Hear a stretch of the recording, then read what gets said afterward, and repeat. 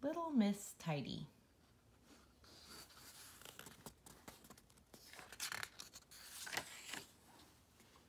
Little Miss Tidy was an extraordinarily tidy person.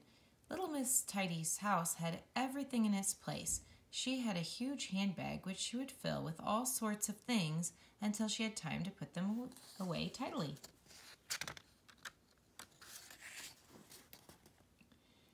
Then there were all of her boxes. She had small ones, medium-sized ones, big ones, enormous ones, round ones, and square ones. And this was where Little Miss Tidy tidied away all of her things. Nothing was ever left lying around in her house. Now, with all of this tidying up going on, you would think that Little Miss Tidy was perfect, wouldn't you? Well, she isn't. On Monday at 9 o'clock, she telephoned Mr. Clever.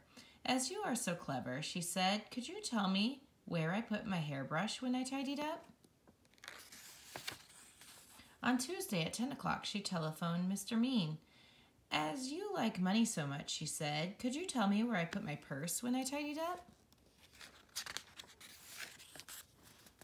On Wednesday at 11 o'clock, she telephoned Mr. Strong. "As you like eggs so much," she said, "could you tell me where I put my boiled egg when I tidied up?" On Thursday at 12 o'clock, she telephoned Mr. Nosy. "As you are always poking your nose into things," she said, "could you tell me where I put my serving spoon when I tidied up?" On Friday, she didn't telephone anybody because she had tidied away her telephone and she had to run all the way to Little Miss Chatterbox's house. "As you love using the telephone," she said, "could you tell me where I put my telephone when I tidied up?" Luckily, thanks to her friends, Little Miss Tidy was able to find all the things that she had lost that week. Her hairbrush was in a glove box, her purse was in a shoebox, her boiled egg was in the salt pot, her serving spoon was in the toolbox, and her telephone was in her sewing box.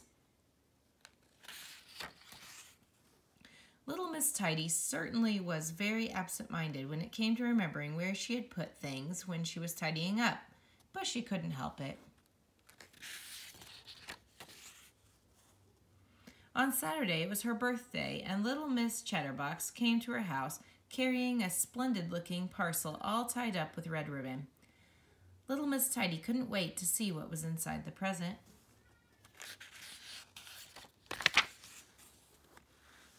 It was a notebook and pencil, the perfect present for somebody who lost things as easily as Little Miss Tidy.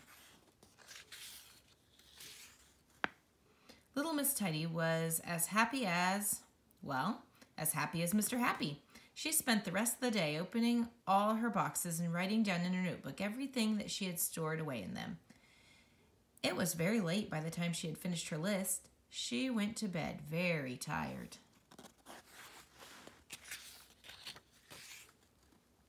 On Sunday morning, she woke with a start.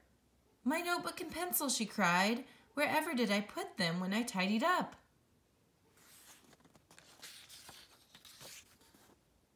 Little Miss Tidy spent all day Sunday looking for her notebook and pencil. She had to open and close all of her boxes again. And do you know where she eventually found her notebook and pencil?